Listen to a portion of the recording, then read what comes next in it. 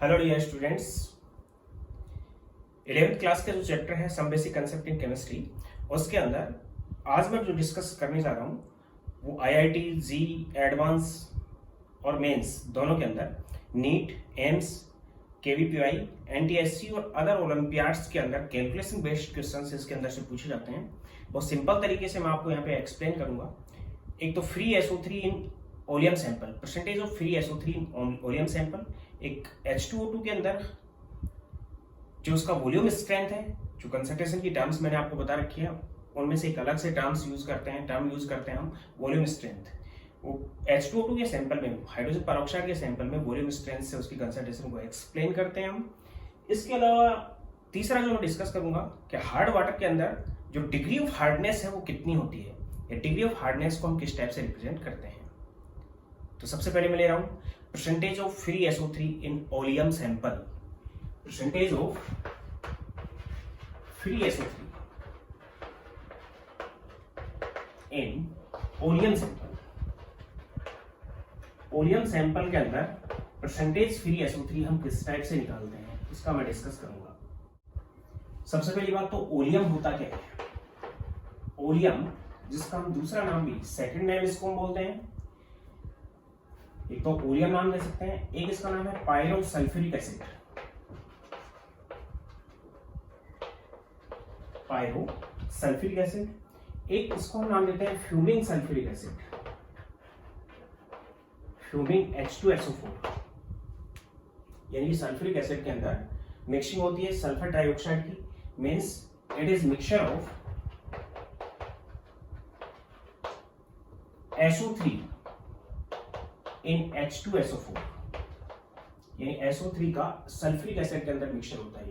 Sulphuric acid क्या है? H2SO4 plus SO3 जब दोनों आपस में मिक्स होते हैं तो मिक्स होने के बाद ये बनाते हैं H2H2O7। H2H2O7 ये सल्फ्यूरिक एसिड है, ये सल्फर डाइऑक्साइड है, और इसको हम बोलते हैं ओलियम, या फिर इसी को हम नाम देते हैं fuming sulphuric acid. Fuming sulphuric acid इसलिए नाम देते हैं क्योंकि इसके अंदर SO3 जो हमने डिसॉल्व करके रखी है वो SO3 गैसेस फेज में होती है। वो उसके अंदर डिसॉल्व तो है लेकिन उसके फ्यूम्स बनते रहते हैं, मींस कंसंट्रेशन उसकी बाहर निकलती रहती है उससे, इसलिए इसको नाम देते हैं फ्यूमिंग सल्फ्यूरिक एसिड। H2SO4 की स्ट्रक्चर मैंने पहले क्लासेस में बता रखी है, अब भी बता रहा हूँ। टेट्राहेड्रॉन टाइप स्ट्रक्चर होती है H2SO4 की। सल्फर सेंटर एटम है, यहाँ OH है, यहाँ OH है, यहाँ ऑक्सीजन जुड़ी हुई है, ये H2SO4 है। और SO3 को एब्जॉर्ब करने के बाद जब ओलियम बनता है, which is pyrosulphuric acid, pyrosulphuric acid, तो इसके अंदर जो ओलियम बना हुआ है, ये ओलियम इस टाइप से होता है।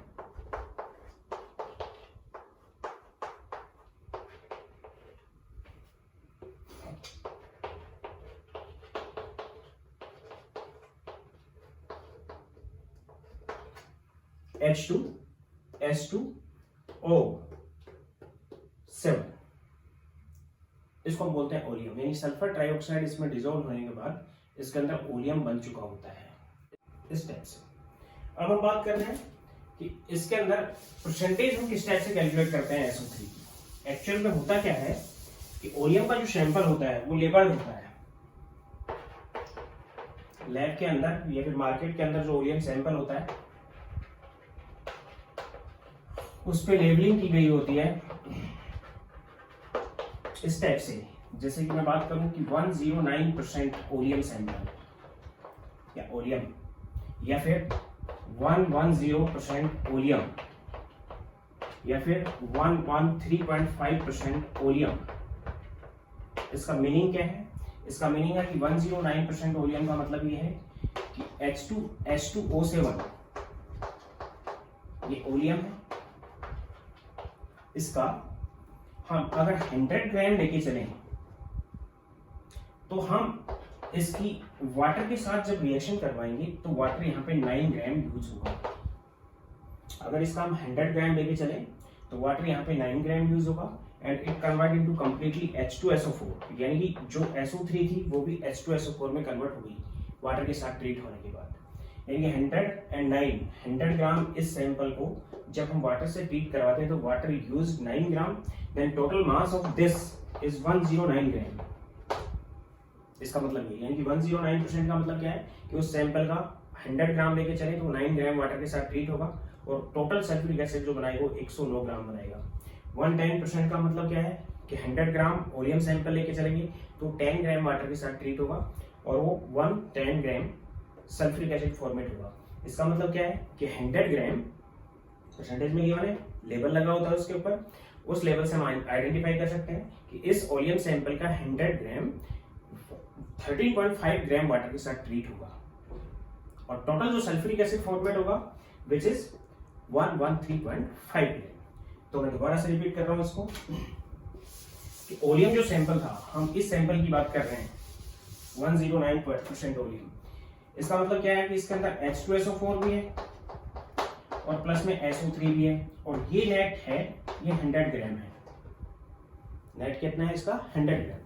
देन इट इज X ग्राम और इट इज Y ग्राम। ये X ग्राम है इसका और इसका Y ग्राम। यहाँ पे मैं बता सकता हूँ कि X plus Y gram is 100। जैसे इसको वाटर के साथ हम ट्रीट करवाएंगे तो नेट सल्फ्यूरिक एसिड बनेगा H2SO4 प्लस H2SO4। ये H2SO4 का एज इट इज था, वो तो एज इट इज रहेगा X ग्राम, लेकिन इन दोनों की रिएक्शन से एक H2SO4 और बना। इन दोनों की रिएक्शन से एक H2SO4 और बना और नेट इसका वेट हमारे पास आ गया कितना? 109 ग्राम, क्योंकि वाटर कितना ग्राम यूज हुआ? 9 ग्राम। यानी X ग्राम ये है तो ये जो बना ये Y 9 ग्राम बना होगा, टोटल 109 ग्राम हो गया। X प्लस Y तो 100 था, यानी SO3 ने वाटर के साथ ही रिएक्शन की और उससे एक सल्फ्यूरिक एसिड बनाया तो नेट सल्फ्यूरिक एसिड आपके पास हो गया 109 ग्राम। तो ये जो नया सल्फ्यूरिक एसिड बना ये केवल SO3 और वाटर की रिएक्शन से बना है। SO3 वाटर के साथ ट्रीट होकर SO3 का Y ग्राम वाटर के 9 ग्राम के साथ ट्रीट हुआ है और H2SO4 बनाया है। यानी नेट रिएक्शन क्या हुई है?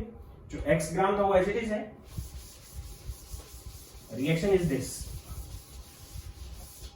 इस सैंपल में ये रिएक्शन हुई है कि SO3 plus H2O it convert into H2SO4। जो SO3 गैस थी उसके अंदर वो वाटर लिक्विड के साथ ट्रीट होके और H2SO4 लिक्विड में कन्वर्ट हो गई। इसका Y ग्राम इसके 9 ग्राम के साथ रिएक्शन हुआ। एक बैलेंस रिएक्शन है। इस बैलेंस रिएक्शन से हम क्या बता सकते हैं कि 1 मोल सल्फर ट्राइऑक्साइड 1 मोल वाटर के साथ ट्रीट होती है। 1 mole of sulphur trioxide treat with 1 mole of water और जितना इसका मोल है उतना ही इसका मोल है, means moles of SO3 which is equal to moles of water. Moles of SO3 is equal to moles of water, and in this solution moles of water is 9/18 which is half.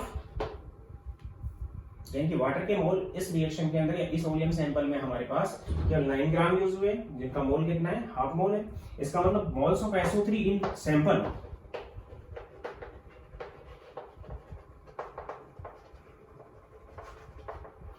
which is equal to half mole. Moles of SO3 जो थे इस sample में थे वो कितने मोल थे? Half mole, क्योंकि water के मोल और SO3 के मोल इक्वल यूज होंगे वहां पे, तो half mole. Then mass of SO3 which is equal to moles into molar mass। Moles half है और मोलर मास कितना है? 80 होता है इसका, which is 40। यानी कि उस ओलियम सैंपल के 100 ग्राम के अंदर 60 ग्राम सल्फ्यूरिक एसिड था और 40 ग्राम आपके पास SO3 था, which is percentage SO3, free SO3 था, जो कि वाटर के साथ रिएक्ट करेगा बाद में जब उसके अंदर वाटर को हम ट्रीट करवाएंगे। तो मैं यहाँ पे ये बता सकता हूँ कि जितना मोल वाटर का होता है उतना ही मोल SO3 का होता है किसके अंदर? सैंपल के अंदर। तो हम डायरेक्टली कर सकते हैं कि percentage of free SO3 in oleum sample which is equal to percentage level minus 100 divided by 18 multiplied by 80। किसी भी ओलियम सैंपल के अंदर परसेंटेज फ्री SO3 इतनी होगी।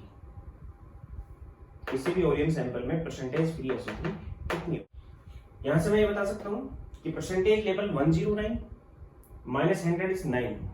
which is weight of water which used with 100 gram of oleum, and divided by 18 is moles of water, which is equal to moles of SO3, and moles of SO3 multiplied by molar mass of SO3, which is equal to mass of SO3 in 100 gram sample, which is also percentage. तो direct हम इससे बता सकते हैं.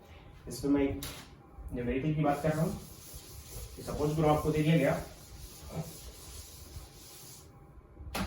कि आपके पास oleum sample है,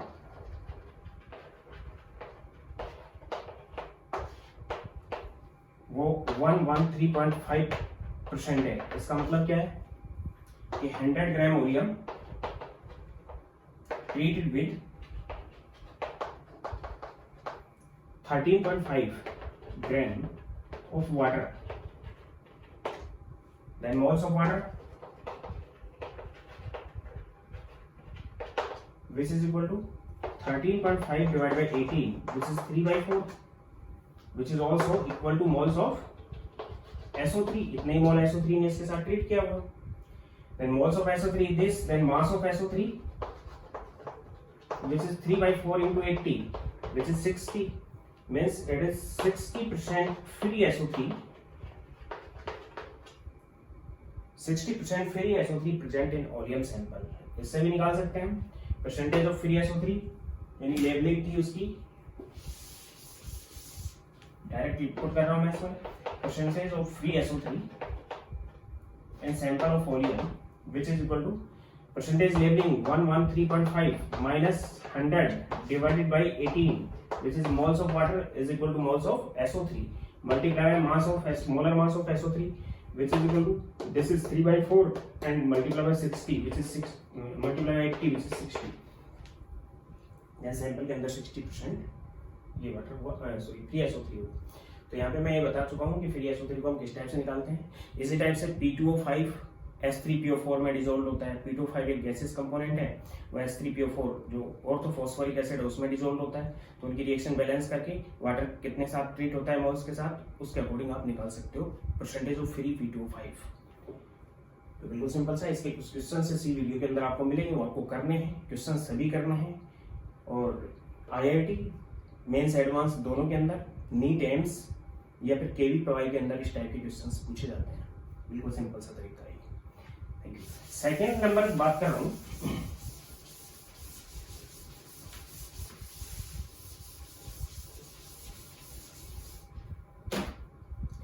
volume strength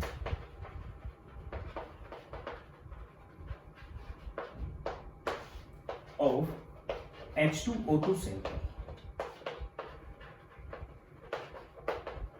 H2O sample की volume strength. H2O2 is hydrogen peroxide.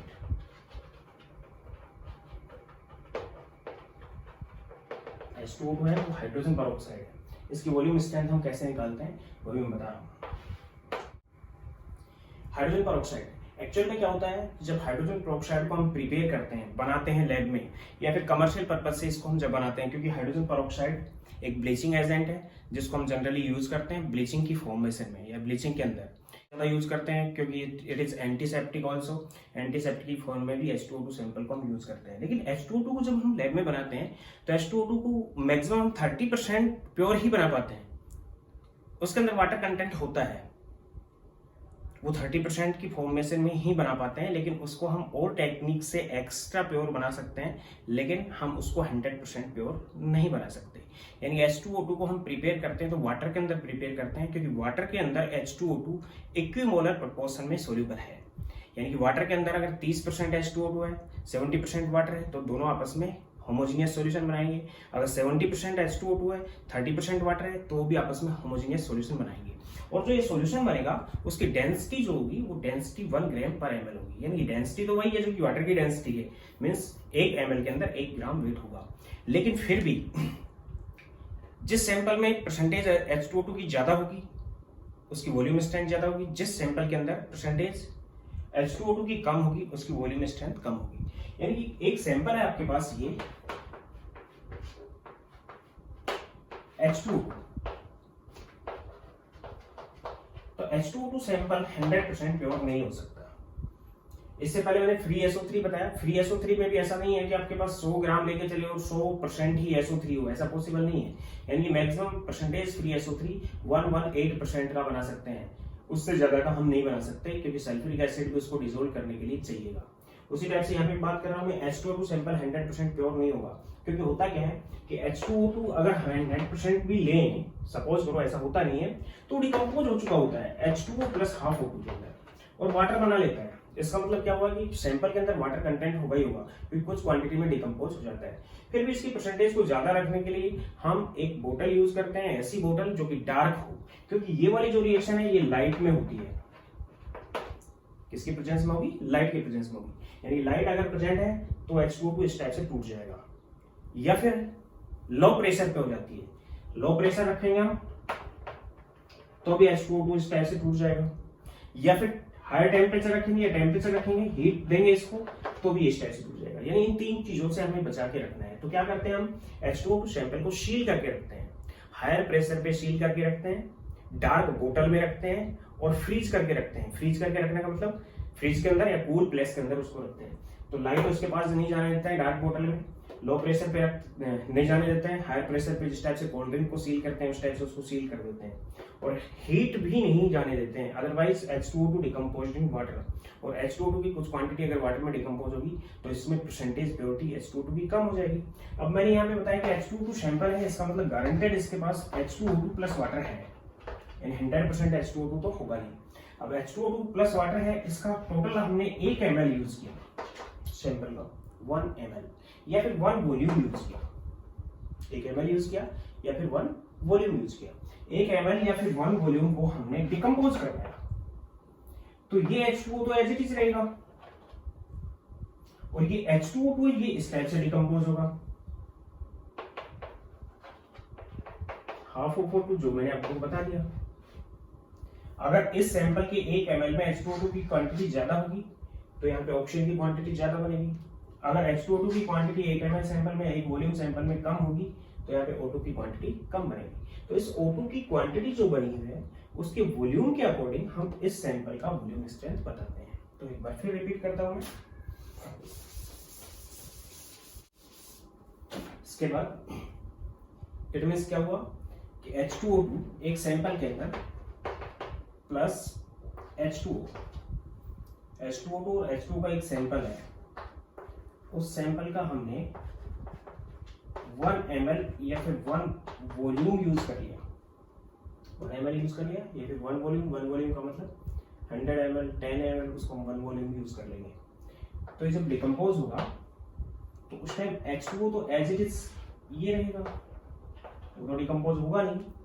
ये जो H2O2 है ये डिकम्पोज होगा इसमें H2O प्लस हाफ O2 में, और इस डिकम्पोजिशन की वजह से अगर ये H2O2 की क्वांटिटी सैंपल में 1 ml में ज्यादा होगी वाटर से तो ऑक्सीजन ज्यादा बनेगी, अगर H2O2 की क्वांटिटी कम होगी तो ऑक्सीजन कम बनेगी। Then the volume of oxygen at STP, जो वॉल्यूम ऑक्सीजन का आया उसका STP पे जो भी वॉल्यूम आया है which is called volume strength, उसको हम नाम देंगे वॉल्यूम स्ट्रेंथ। क्या नाम देंगे उसको? Volume strength. Means volume strength of H2O2 sample is volume of oxygen at STP developed by 1 volume of sample. Volume strength of H2O2 sample is volume of oxygen at STP developed by 1 volume of sample। एक volume sample से oxygen का STP पे कितना volume develop हुआ which is called volume strength. यहाँ पर definition लिख रहा हूँ इसका मैं। H2O2 प्योर होगा, कभी नहीं हो सकता, उसके अंदर वाटर कंटेंट होगा ही होगा, तो जितनी क्वांटिटी में वाटर कंटेंट है वो एज इट इज रहेगा। जितनी क्वांटिटी के अंदर 1 ml या 1 वॉल्यूम सैंपल के अंदर जितनी भी क्वांटिटी के अंदर क्या प्रेजेंट है H2O2 प्रेजेंट है वो डिकम्पोज होगा। वो डिकम्पोज होगा तो क्वांटिटी अगर उसकी H2O2 की ज्यादा होगी तो ऑक्सीजन ज्यादा डेवलप होगी, क्वांटिटी H2O2 की कम होगी उस सैंपल में तो ऑक्सीजन कम डेवलप होगी। जितनी ऑक्सीजन डेवलप हो पा रही है उसी के अकॉर्डिंग हम उसकी वॉल्यूम स्ट्रेंथ देंगे। तो ऑक्सीजन का वॉल्यूम अगर ज्यादा डेवलप हो रहा है इसका मतलब उसके अंदर कंसंट्रेशन उसकी ज्यादा है H2O2 सैंपल की, यानी कि volume strength is volume of oxygen at STP developed by decomposition of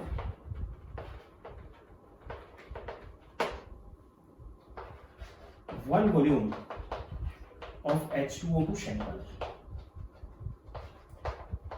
market के अंदर 10 वॉल्यूम, 20 वॉल्यूम, 30 वॉल्यूम या फिर लैब के अंदर भी 10 वॉल्यूम, 20 वॉल्यूम और 30 वॉल्यूम के जनरली हम सॉल्यूशंस रखते हैं।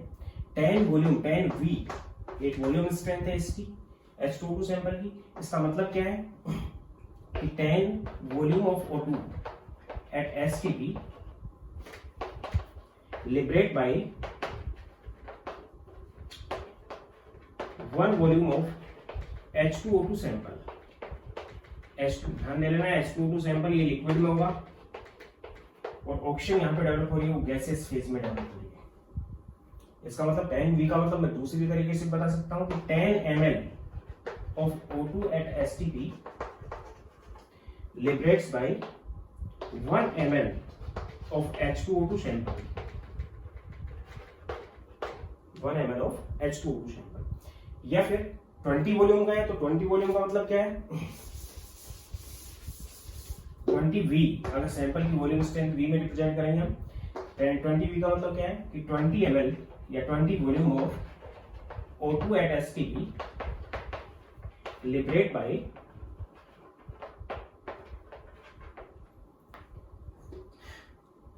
1 ml या 1 वॉल्यूम ऑफ H2O2 सैंपल।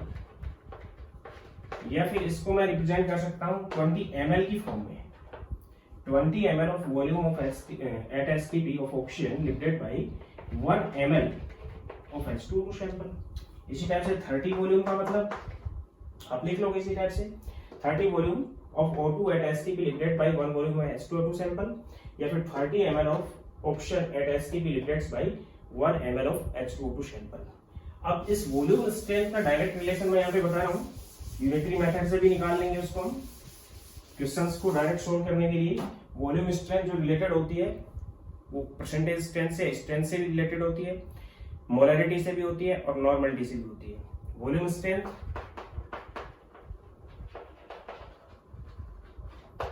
केवल H2O2 सैंपल की देंगे हम of H2O2 sample which is equal to 11.2 into molarity. Sample की मोलैरिटी क्या है, ये इसकी वॉल्यूम स्ट्रेंथ होगी, यानी कि V which is equal to 11.2 into M capital M molarity. और मोलैरिटी और नॉर्मलिटी में रिलेशन है। इन केस ऑफ H2O2 ये एक एसिड है and it decomposed in 2 of H plus O2 of -2 peroxide ion बनता है इससे, हाइड्रोजन परोक्साइड है। तो आयन कौन सा बनेगा यहाँ पे, peroxide ion, it is peroxide ion. तो N फैक्टर इसका होता है वो 2 होता है, क्यों, क्योंकि 2 हाइड्रोजन आयन डेवलप करता है, यानी कि इसकी बेसिसिटी है, एसिड की बेसिसिटी होती है वो यहाँ पे 2 है। तो नॉर्मलिटी और मोलैरिटी में रिलेशन हो जाएगा कि मोलैरिटी या sorry normality which is equal to molarity into 2 represent करते हैं इसको नॉर्मलिटी की टर्म में भी। तो volume strength which is equal to 5.6 into normality, 5.6 into normality। अगर कंफ्यूज होने की जरूरत नहीं है, normality is equal to molarity into 2, यानी मोलैरिटी का एक दुगना है तो इसका मैंने यहाँ पे हाफ कर दिया तो रिलेशन आ गया। Means volume strength which is equal to 5.6 into normality, किसी भी H2O2 सैंपल की जो नॉर्मलिटी है और वॉल्यूम स्ट्रेंथ में ये रिलेशन होता है। तीसरा मैं ये बताता हूँ स्ट्रेंथ से किस टाइप से रिलेटेड होगा,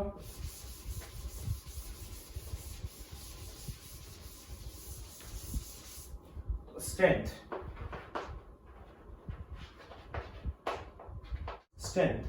which is equal to 68 upon 22.4, क्योंकि 22.4 लीटर होता है 1 मोल का, 68 2 मोल है यहाँ पे, multiply by volume strength. Molar mass जो होता है H2O2 का, H2O2 का जो मोलर मास है 34 होता है H2O2 का मोलर मास। तो 34 मोलर मास है, उसका दुगना लिया है, वॉल्यूम स्ट्रेंथ यहाँ पे यूज किया है। ये डायरेक्ट रिलेशन यूनिटरी मेथड से आया हुआ है, आपको डायरेक्ट याद रखना है कि स्ट्रेंथ इसके इक्वल होती है। इनको भी अगर हम कट करते हैं तो स्ट्रेंथ आ जाएगी तो 17/5.6, 4 से डिवाइड कर दिया मैंने दोनों को, इनटू वॉल्यूम स्ट्रेंथ, यानी स्ट्रेंथ जो होती है वो वॉल्यूम स्ट्रेंथ से इस टाइप से रिलेटेड होती है। फॉर एग्जांपल अगर कोई हम एग्जांपल लेके चलें,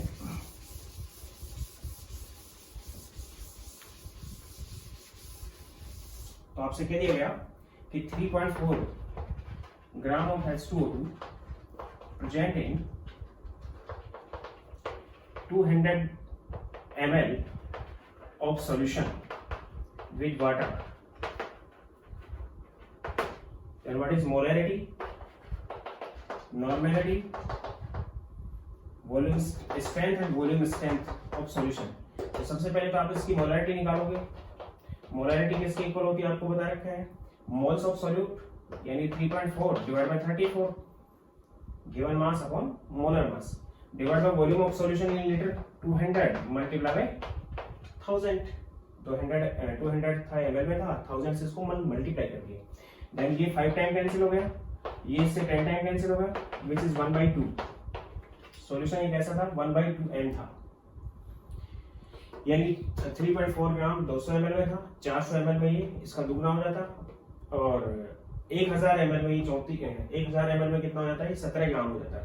तो हाफ मोल हो जाता है 1000 ml के अंदर, सॉरी तो 1 लीटर के अंदर हाफ मोल ये प्रेजेंट रहता है। तो मोलैरिटी आ गई, नॉर्मलिटी भी दे सकते हैं, normality is equal to gram equivalent, n factors का 2 होता है तो 34 3.4 डिवाइड बाय 17 हो जाएगा, एन फैक्टर 2 है तो क्या आ जाएगा इक्विवेलेंट मास 17 आ जाएगा, डिवाइडेड बाय 200 मल्टीप्लाई बाय 1000। ये इससे 5 टाइम कैंसिल हो गया और इससे 0.2 टाइम कैंसिल हो गया, which is 1n। Normality molarity से दुगनी है, इसका मतलब एन फैक्टर्स का 2 है। स्ट्रेंथ निकालेंगे तो स्ट्रेंथ आ जाएगी given mass in gram of solute divide by volume of solution in litre, 5 time cancel हो गया, then which is equal to 17 percentage gram, sorry percentage नहीं ग्राम पर लीटर, ये इसकी स्ट्रेंथ होगी। Then what the volume strength, volume strength को भी निकाल लेंगे हम इससे। इस सैंपल के 1 ml को हम लेंगे तो किस टाइप से आएगा, तो डायरेक्ट इनसे रिलेटेड है। Then volume strength which is equal to 5.6 into normality which is equal to 5.6 V। इसका मतलब क्या हुआ, या फिर स्ट्रेंथ से भी निकाल लेंगे तो स्ट्रेंथ से क्या जाएगी, स्ट्रेंथ होती है 17/5.6 इनटू वॉल्यूम स्ट्रेंथ, तो इससे आ जाएगा स्ट्रेंथ आपके पास है 17 which is equal to 17/5.6 into volume strength, 17 से 17 cancel, then volume strength which is equal to 5.6। इसके सामने V लगा देंगे हम, कैपिटल V। इसका मतलब ये है कि इस सैंपल का अगर हम 1 ml लेंगे तो जब इसको हम डिकम्पोज करवाएंगे तो इससे लिबरेट ऑक्सीजन का जो वॉल्यूम होगा वो 5.6 ml होगा। इस तरह से हम वॉल्यूम स्ट्रेंथ कैलकुलेट करते हैं H2O2 सैंपल की। अब इसके बाद बात कर रहा हूं मैं डिग्री ऑफ हार्डनेस की।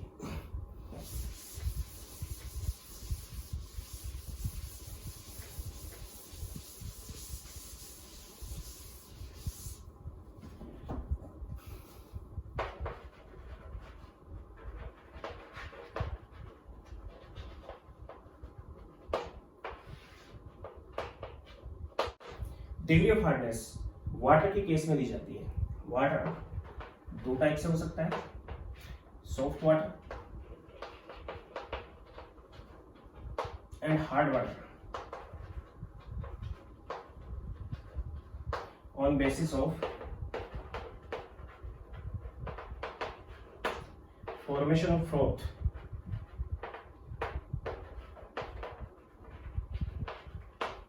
With soap.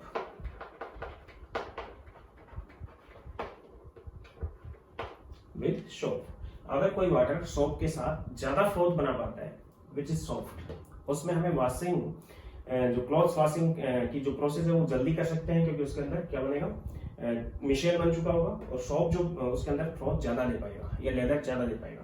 लेकिन हार्ड वाटर जो होता है उसमें ऐसे सॉल्ट प्रेजेंट होते हैं जिनकी वजह से सोप बहुत अच्छा उनके अंदर क्लींजिंग एक्शन नहीं कर पाता है, क्योंकि वो फ्रोथ कम बना पाता है, क्यों कम बना पाता है? कि सोप जितना हम यूज करेंगे सोप, उसमें से कुछ क्वांटिटी हार्ड वाटर में प्रेजेंट उन आयंस से रिएक्शन होके एक प्रेसिपिटेट में कन्वर्ट हो जाती है। प्रेसिपिटेट में कन्वर्ट होने का मतलब इनसॉल्युबल सॉल्ट में कन्वर्ट हो जाती है, जो नीचे बैठ जाते हैं और जो वाटर के अंदर डिजोल्व नहीं हो पाता, इसलिए सोप कम बन पाता है। यानी कि hard water contain some ions, कुछ आयंस रखता है, जिसकी वजह से due to these ions water react या फिर ions react with soap and form insoluble salt called scum. Therefore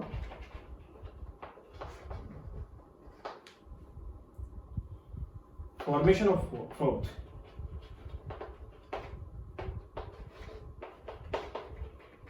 और लेदर लिस्ट, यानी सॉफ्ट वाटर वो वाटर होता है, अपने तरीके से लिख लेना, जो सोप के साथ फ्रोथ ज्यादा देता है, क्योंकि उसके अंदर वो आयंस प्रेजेंट नहीं होते। हार्ड वाटर वो वाटर होता है जिसमें कुछ आयंस प्रेजेंट होते हैं, और उन आयंस की वजह से सोप उनके अंदर उतना फ्रोथ या लेदर नहीं बना सकता। क्यों? क्योंकि वो आयंस सोप के साथ रिएक्शन करके एक इंसॉल्युबल सॉल्ट बनाते हैं, जो कि वाटर के अंदर फिर डिजोल्व ही नहीं रहेगा, डिजोल्व नहीं रहेगा तो फ्रोथ नहीं बना पाएंगे। उस इंसॉल्युबल सॉल्ट को नाम देते हैं स्कम। यानी कि हार्ड वाटर के अंदर हम बहुत अच्छी क्लींजिंग नहीं ले सकते। अब reason of hardness, hard water की हार्डनेस का रीजन क्या है?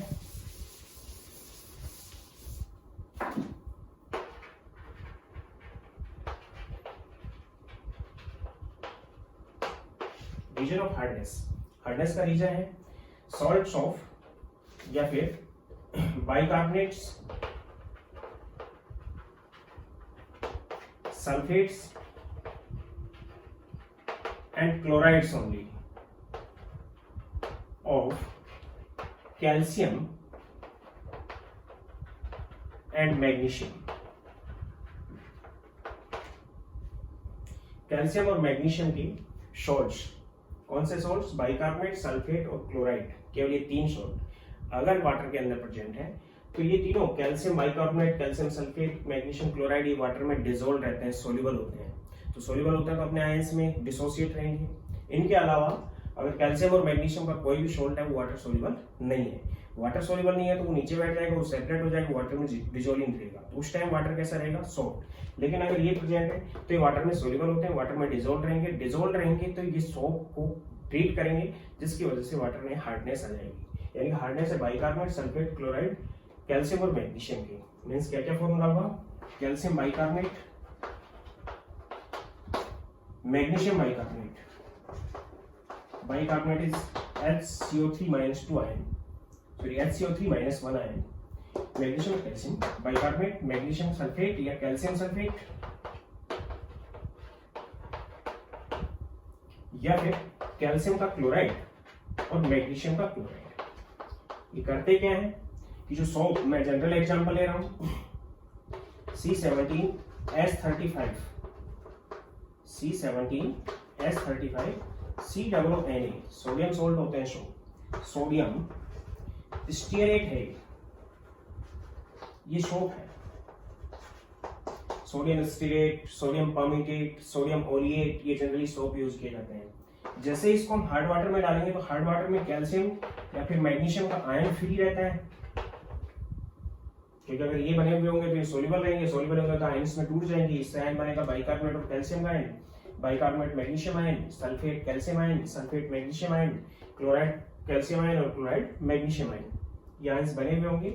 तो ये जो आयंस फ्री हैं वाटर के अंदर, ये आयंस यहाँ से सोडियम को रिप्लेस कर देंगे, हटा देंगे सोडियम को, और इनके साथ ट्रीट हो जाएंगे। Then it convert into C17H35 COO whole twice calcium और C17H35 COO whole twice magnesium. Plus में इनके आगे लिख देना, प्लस में जो सोडियम आयन है वो यहाँ से सेपरेट हो जाएगा, यानी कि कैल्शियम होगा तो इससे ट्रीट हो जाएगा, ये बनाएगा, मैग्नीशियम होगा तो इससे ट्रीट हो जाएगा, ये बनाएगा।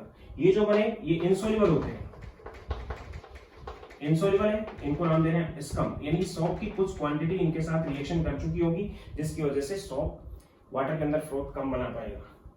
तो हम क्या करें फिर इस वाटर से हम कैल्शियम या मैग्नीशियम आयंस को हटा देंगे, यानी कि हार्डनेस को, वाटर की हार्डनेस को रिमूव करने के कुछ मेथड्स हैं, वो आगे आ जाएंगे, वो बता दूंगा आगे आएंगे तब। इनकी वजह से होती है, हम केवल आप डिग्री ऑफ हार्डनेस की यहाँ पे बात कर रहे हैं। टेम्परेरी हार्डनेस भी होती है, टेम्परेरी हार्डनेस होती है बाइकार्बोनेट्स की वजह से, यानी बाइकार्बोनेट्स की वजह से टेम्परेरी हार्डनेस होती है। अगर केवल बाइकार्बोनेट प्रेजेंट है कैल्शियम और मैग्नीशियम की किसके अंदर, वाटर के अंदर, तो हम उसको बॉईल करके या उसमें लाइम वाटर ऐड करके उनको हम हटा सकते हैं और हार्ड वाटर को हम सॉफ्ट वाटर में कन्वर्ट कर सकते हैं। लेकिन sulphate, magnesium sulphate, calcium sulphate और कैल्शियम क्लोराइड, मैग्नीशियम क्लोराइड अगर प्रेजेंट है तो इससे परमानेंट हार्डनेस होती है वाटर की, और वाटर की जो परमानेंट हार्डनेस है उसमें हम उसको टेम्परेरी मेथड से नहीं हटा सकते, मीन्स बॉइलिंग से और लाइम वाटर ऐड करके। लाइम वाटर ऐड करने का जो मेथड है विच इज क्लार्क मेथड, जिससे हम उसको रिमूव नहीं कर सकते। फिर हमें परमानेंट हार्डनेस को रिमूव करने के मेथड्स यूज करने पड़ते हैं, या तो उसमें हम वाशिंग सोडा ऐड करेंगे जिससे इनकी हार्डनेस और इसकी भी परमानेंट वाले मेथड से हम टेम्परेरी हार्डनेस को भी रिमूव कर सकते हैं। इनकी हार्डनेस या इनकी वजह से जो हार्डनेस थी वो हट जाती है, या फिर हम कैल्केन यूज करते हैं जो कि सोडियम का पॉलीफॉस्फेट है, उसको अगर यूज करते हैं तो वो भी इनको हटा देता है। तीसरे नंबर पे हम कमर्शियल मेथड से परम्यूटेड मेथड यूज करते हैं, या फिर आयन एक्सचेंज मेथड यूज करते हैं जो कि अपने आयन को इसके साथ एक्सचेंज कर देते हैं। जैसे यहाँ पे भी आयन का एक्सचेंज हुआ है, सोडियम की जगह क्या आ गई, कैल्शियम और मैग्नीशियम आ गई और सोडियम सेपरेट हो गया, यानी बैलेंस करने के लिए हम ये यूज कर लेंगे। इसके दो इसके एक के साथ रिएक्शन करके इसका एक और इसके दो बनाए, या फिर इसके दो इसके एक के साथ रिएक्शन करके इसका एक और इसके दो बना लिए। इनसोल्युबल होता है, इसकी वजह से सॉल्ट की कुछ क्वांटिटी कम हो जाती है। अब मैं बात करता हूँ डिग्री ऑफ हार्डनेस की। कैल्शियम और मैग्नीशियम के बाइकार्बोनेट, सल्फेट और क्लोराइड्स की वजह से हार्डनेस होती है। Degree of hardness in terms of calcium carbonate, ध्यान दे लेना, कैल्शियम कार्बोनेट वाटर सोल्यूबल नहीं होता। कैल्शियम कार्बोनेट ये है चौक, ये वाटर सोल्यूबल नहीं है, फिर भी वाटर सोल्यूबल भी नहीं है और इसकी वजह से कोई हार्डनेस भी नहीं होगी क्योंकि सोल्यूबल नहीं है। तो इसकी वजह से कोई हार्डनेस भी नहीं है और ये सोल्यूबल भी नहीं है, फिर भी हम डिग्री ऑफ हार्डनेस को कैल्शियम कार्बोनेट की टर्म में ही रिप्रेजेंट करते हैं। क्यों? क्योंकि इसका मोलर मास 100 होता है। इसका मोलर मास कितना होता है?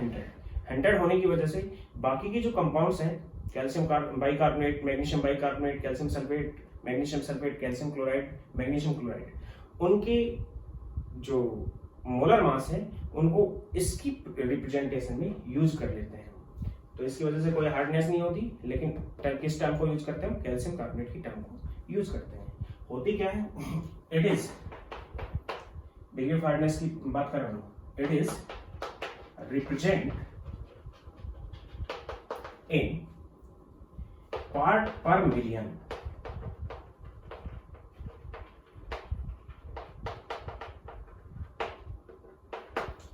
पार्ट पर मिलियन of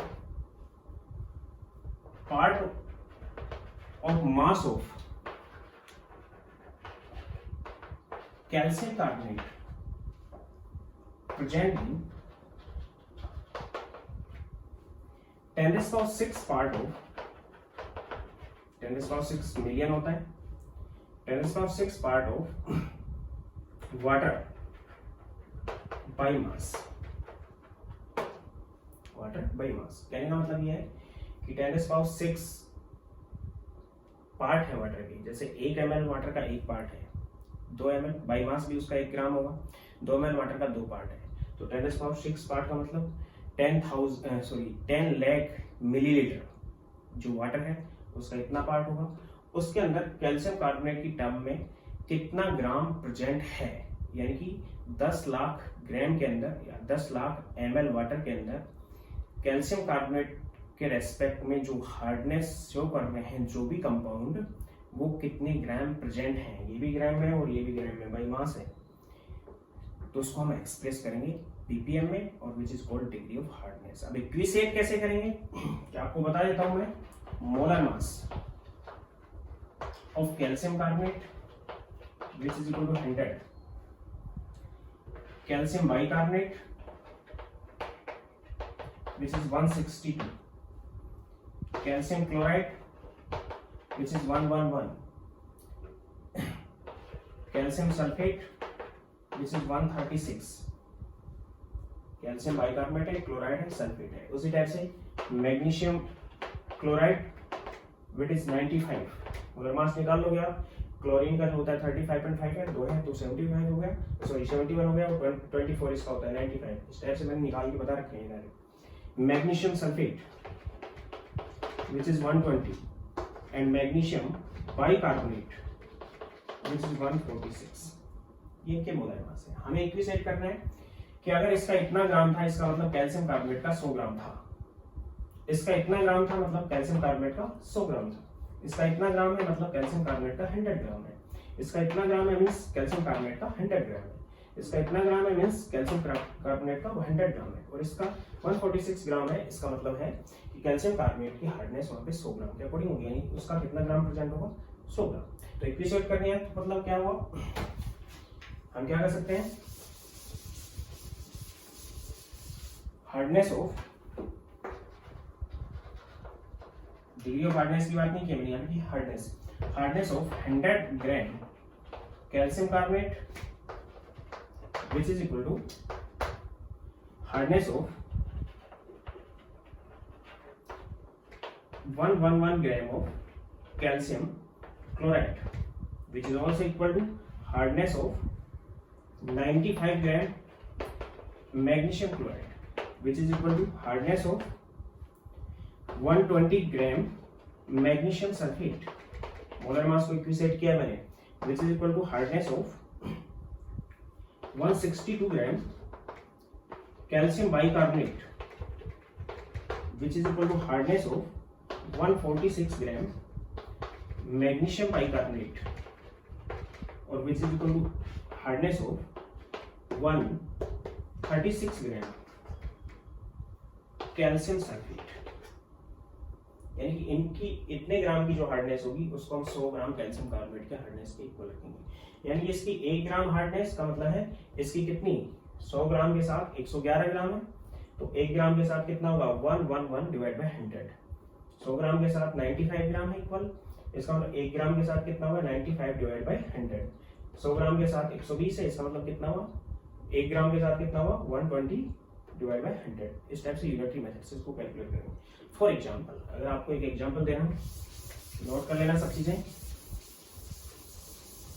आपसे कह दिया गया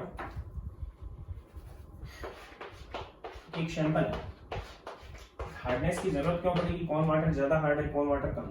एक वाटर का ये सैंपल है, एक वाटर का ये सैंपल है। इसके अंदर आपको कह दिया गया कि 1 मिलीग्राम, 1 लीटर सैंपल है और ये सैंपल भी 1 लीटर है। 1 मिलीग्राम इसमें कैल्शियम सल्फेट है या कैल्शियम बाइकार्बोनेट है, और 2 मिलीग्राम इसके अंदर मैग्नीशियम, ये बाइकार्बोनेट की जगह मैं लगा रहा हूँ यहाँ पे कैल्शियम क्लोराइड, दो ही चीज यूज कर रहा हूँ, मैग्नीशियम क्लोराइड। इसमें 1 मिलीग्राम कैल्शियम क्लोराइड है, 2 मिलीग्राम मैग्नीशियम क्लोराइड है। इसके अंदर 2 मिलीग्राम कैल्शियम क्लोराइड है और 1 मिलीग्राम में स्मॉल एन से रिप्रेजेंट कर रहा हूँ MgCl। इसमें ये 1 है, ये 2 है, इसमें ये 2 है, ये 1 है। अब आपसे कह देगा कौन सा वाटर ज्यादा हार्ड है, तो आप डायरेक्ट नहीं बता सकते, तो फिर इसकी हम डिग्री ऑफ हार्डनेस कैलकुलेट करते हैं और डिग्री ऑफ हार्डनेस से इसको एक्सप्लेन करेंगे कि कौन ज्यादा हार्ड है। इनको हटा रहा हूँ, डिग्री ऑफ हार्डनेस इनकी मैं भी कैलकुलेट करूंगा थोड़ी देर बाद। इससे पहले मैं आपको एक एग्जांपल लेके बता रहा हूँ।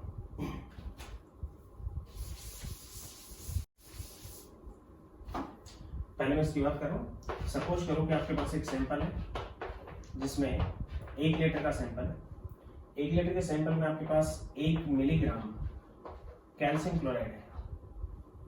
इसका मतलब क्या हुआ कि 111 gram of calcium chloride which is equal to 100 gram of calcium carbonate.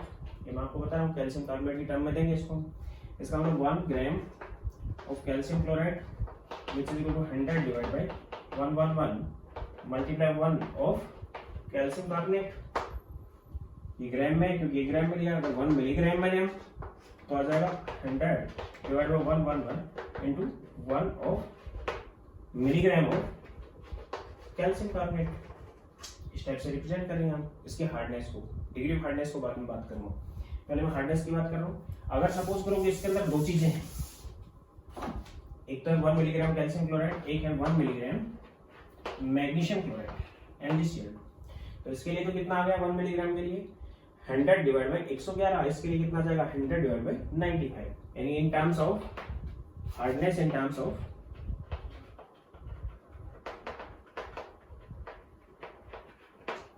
Hardness in terms of CaCO3 which is equal to 100 divided by 111 into 1 in case of calcium chloride plus 100 divided by 95 into 1 in case of magnesium chloride which is equal to, इसको solve करेंगे तो ये आ जाएगा 100 divide by 1.11 और 100 divide by 95, ये approximately equal आ जाएगा 1.95 milligram. यानी कि इस वाटर की जो 1 लीटर की हार्डनेस है वो आ रही है 1.95 मिलीग्राम, 1 लीटर की हार्डनेस है। यानी कि 1.95 milligram presenting 10⁻³ part of water. 1 litre is equal to 10⁻³ ml। 1 litre में 1000 ml होते हैं और पर ml इज पर ग्राम, तो 10⁻³ पार्ट ऑफ वाटर के अंदर 1.95 मिलीग्राम है। तो 10⁻³ पार्ट में इतना है, तो मैं यहाँ पे उल्टा लिख देता हूँ, उसका मतलब 10⁻³ part of water contain 1.95 milligram of calcium carbonate. एक तरह से हम कैल्शियम कार्बोनेट या हार्डनेस की बात कर रहा हूं मैं, milligram of hardness in calcium carbonate. कितना पार्ट हो गया 10⁻³, हमें निकालना कितने पार्ट में होता है 10⁻6 पार्ट में। 10⁻6 part contain 1.95 divide by 10⁻³ into 10⁻6 milligram, क्योंकि मिलीग्राम में चल रहा है, इससे कैंसिल हो गया, यहाँ बच गया 3, यानी कि आ गया 1.95 इंटू 10⁻³ मिलीग्राम। मिलीग्राम को ग्राम में कन्वर्ट कर लेंगे, 1000 मिलीग्राम में 1 ग्राम होता है, क्योंकि मिली का मतलब होता है 10⁻³ तो विच इज इक्वल टू 1.95 ग्राम। तो 1.95 ppm में रिप्रेजेंट करेंगे, it is degree of hardness. ये क्या होगी यहाँ पे डिग्री ऑफ हार्डनेस होगी। एक दूसरा एग्जांपल ले रहा हूं मैं, इससे पहले जो बताया मैंने उसी का एग्जांपल दोबारा ले रहा हूं कि सपोज जो आपके पास टोटल 500 ml है, जिसमें 1 मिलीग्राम कैल्शियम क्लोराइड और 1.2 मिलीग्राम मैग्नीशियम क्लोराइड। 1 मिलीग्राम तो क्या लिया हमने कैल्शियम क्लोराइड, 1.2 मिलीग्राम के लिए लिया मैग्नीशियम क्लोराइड। दूसरा वाटर ये है 500 ml है, जिसमें 1.2 मिलीग्राम कैल्शियम क्लोराइड है और 1 मिलीग्राम मैग्नीशियम क्लोराइड। अब हमें हार्डनेस बताने की कौन ज्यादा हार्ड है, तो इसके लिए क्या हो गया in terms of hardness, in terms of calcium carbonate बता दिया मैंने। इसके लिए क्या हो जाएगा 100 डिवाइड बाय 111 इंटू 1। इसके लिए क्या हो जाएगा प्लस में इसी वाटर के अंदर प्रेजेंट 100 डिवाइड 95 मल्टीप्लाई 1.2। यहाँ पे हो जाएगा hardness which is equal to calcium chloride case में 100 डिवाइड बाय 111 इंटू 1.2 प्लस में 100 डिवाइड बाय 95 इंटू 1। ये हार्डनेस आ जाएगी इन वाटर्स की। तो इसको मैं सोल्व करके यहाँ निकाल देता हूँ। इनको सोल्व करके मैंने निकाल दिया है कि इसकी वैल्यू तो आ गई 0.900, इसकी वैल्यू जो आ गई वो आ गई 1.263, इसकी वैल्यू आ गई वो 1.08 आ गई, इसकी वैल्यू आ गई 1.052 आ गई। इन दोनों का सम कर देंगे हम, तो सम करेंगे तो कितना आ जाएगा ये 1.1 और 1 2 हो जाएगा 2 पॉइंट, यहाँ पे 3 आ गया, यहाँ पे 6 आ गया और यहाँ पे 1 आ गया 2.163। ये मिलीग्राम में आ रहा है, ये हार्डनेस है, डिग्री ऑफ हार्डनेस नहीं है। डिग्री ऑफ हार्डनेस फिक्स कर दिया हमने 10⁻6 पार्ट में निकाल ली। यहाँ पे कितना आ गया, विच इज इक्वल टू, इसको ऐड करेंगे तो 2 3 1 एंड 2 2.132, तो इसमें आ गया 2.163 और इसमें आ गया 2.132। तो हार्डनेस इसकी ज्यादा आएगी बजाय इससे। तो ये भी मिलीग्राम में आ गया, ये हार्डनेस है भी, ये इसकी ज्यादा है उसकी कम है, तो डिग्री ऑफ हार्डनेस भी इसकी ज्यादा होगी इसकी कम होगी। अब यहाँ पे ये हार्डनेस आ गई मिलीग्राम में, इसको हमने 10⁻6 पार्ट में कन्वर्ट करना है। यानी इस सॉल्यूशन के लिए क्या आ गया आपके पास 500 ml था, means 5 × 10⁻2 part of water contain 2.163 × 10⁻³ gram. Milligram को मैंने ग्राम में कन्वर्ट कर दिया।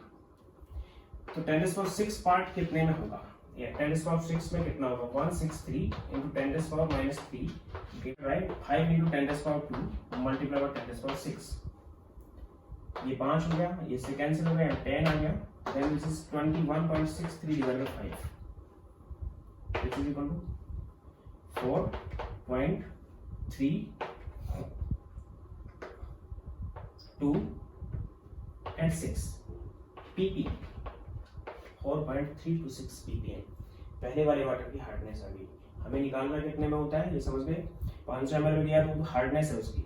अगर 1 लीटर में जो हार्डनेस आ रही है वो मिलीग्राम में आएगी, उसी को डायरेक्ट आप पीपीएम में रिप्रेजेंट कर दोगे। 1 लीटर सॉल्यूशन है तो सॉल्यूशन अगर 1 लीटर है तो उसी को डायरेक्ट आप पीपीएम में पुट कर दोगे, which is degree of hardness. और अगर 500 ml है 700 ml है तो आप इस टाइप से कैलकुलेट कर लोगे। इसमें 500 ml था तो इसके केस में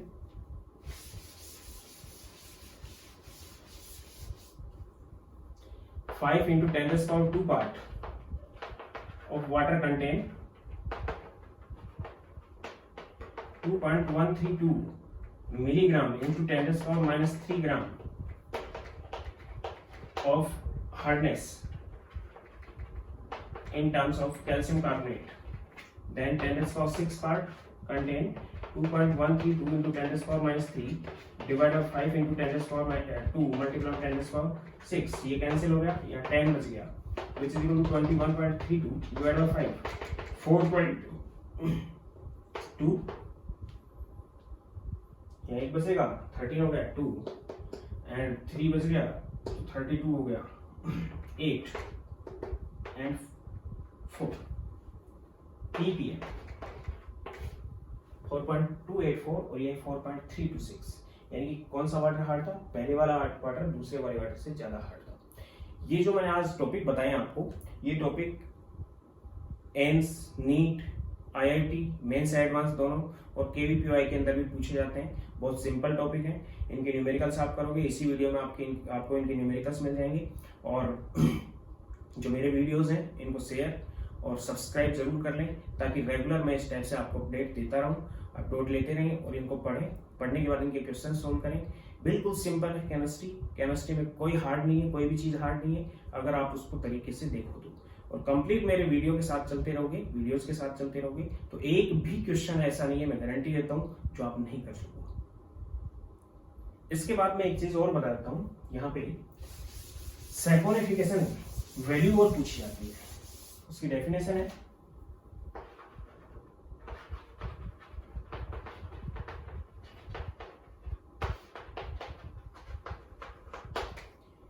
कि जो ऑयल्स होते हैं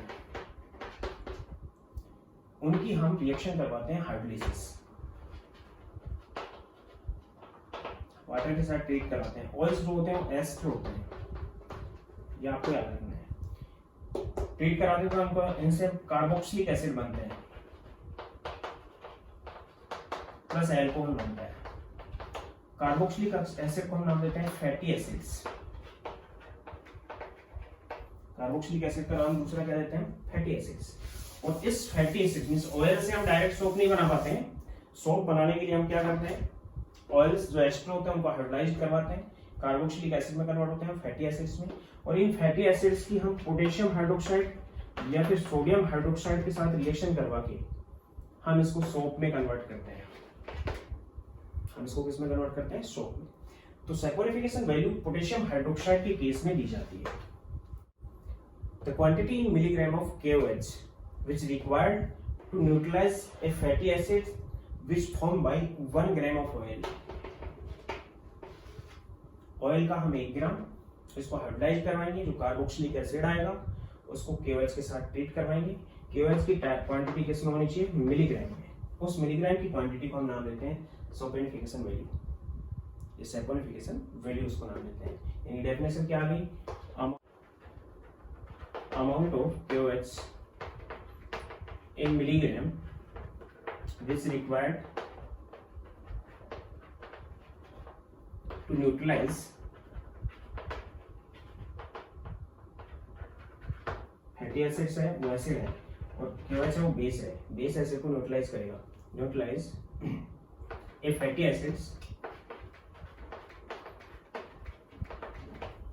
which formed by hydrolysis of 1 gram of oil. Amount of KOH in milligram which required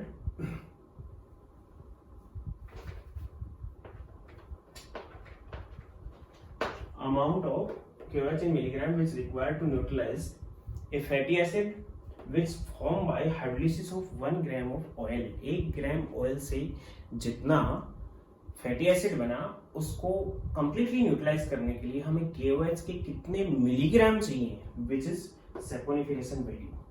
अगर ये हम 10 ग्राम लेते हैं तो 10 गुना हो जाएगा, ये भी उसका 10 गुना हो जाएगा, लेकिन सैपोनिफिकेशन वैल्यू कांस्टेंट रहेगी। यानी सैपोनिफिकेशन जो वैल्यू आएगी वो डिवाइड बाय 10 हो जाएगी, तो वही वैल्यू आएगी जो फिक्स होगी। इससे हम कैलकुलेट क्या करते हैं? KOH के कितने मिलीग्राम खर्च हुए उससे हम बता सकते हैं कि ऑयल के अंदर कितने कार्बोक्सिलिक एसिड थे, एक था या एक से ज्यादा थे, या कितनी लंबी उसकी चेन थी या चेन कम थी। उस वैल्यू से हम आइडेंटिफाई कर सकते हैं। Thank you. ये वीडियो देखते रहें और इसके अंदर जो क्वेश्चंस दिए हो वो फेक कॉपी में जरूर करें। वीडियो कोई चीज़ नहीं समझ में आए तो मेरे लिंक पे जाएं या फिर मेरे डिस्क्रिप्शन के अंदर जाएं और वहाँ पे आप उसको कमेंट करें कि ये चीज़ आपको समझ नहीं आएगी। उसको मैं दोबारा रिपीट करूँगा या फिर आपको उसी कमेंट बॉक्स में आपको समझा दूंगा। थैंक